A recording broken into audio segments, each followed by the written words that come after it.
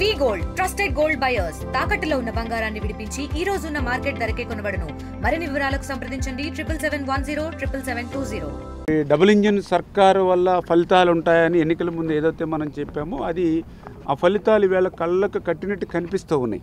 ఏదైతే ఈవేళ చాలా క్లియర్గా కేంద్ర ప్రభుత్వం నరేంద్ర మోడీ గారు ఆ రోజు బడ్జెట్లో కానీ లేకపోతే పార్లమెంట్లో కానీ చాలా క్లియర్గా పోలవరంకి పూర్తి సాయం అందిస్తాం, నిర్మాణం బాధ్యత తీసుకుంటామనేది స్వయంగా ప్రధానమంత్రి గారు చెప్పడమే కాదు, చంద్రబాబు నాయుడు గారు కూడా ఢిల్లీ వెళ్ళినప్పుడు అక్కడ ప్రధానమంత్రితో కానీ ఆర్థిక మంత్రితో కానీ జలశక్తి మంత్రితో కానీ ఏదైతే పదే పదే మనం కలవడంలో కూడా దాని ఉపయోగం. ఎందుకంటే ఇప్పుడే మీరు చూసారు ఏదైతే 2 విడతలుగా 5,050 కోట్ల రూపాయలు 2 విడతలుగా ఏదైతే ఈరోజు మరి కేంద్రం పోలవరం నిమిత్తం నిధులు అందజేస్తుంది అని అంటే అది డబుల్ ఇంజిన్ సర్కారు, అదేవిధంగా ఎన్డీఏ ప్రభుత్వం యొక్క మరి లక్ష్యం ఏదైతే నెరవేరినటువంటి పరిస్థితి.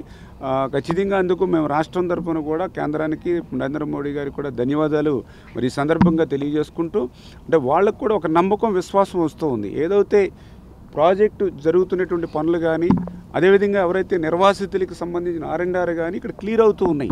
ఎందుకంటే మొన్న కూడా మీరు చూసారు ఏదైతే 830 కోట్ల రూపాయలు అంటే సంక్రాంతికి ముందుగానే అంటే ఒక 15 రోజుల ముందే నిర్వాసితులకు సంక్రాంతి వచ్చినట్లుగా వాళ్ళకి అమౌంట్స్ అకౌంట్లో పడేటువంటి విషయంలో కానీ ప్రాజెక్టు పనులు కూడా పూర్తి అయ్యేటువంటి విషయాల్లో వాళ్ళు కూడా పూర్తిగా సంతృప్తి పొందారు. కాబట్టి ఎప్పటికప్పుడు అడ్వాన్స్ రూపంలో వాళ్ళు కూడా అమౌంట్స్ని మనకు జమ చేస్తూ ఉన్నారు.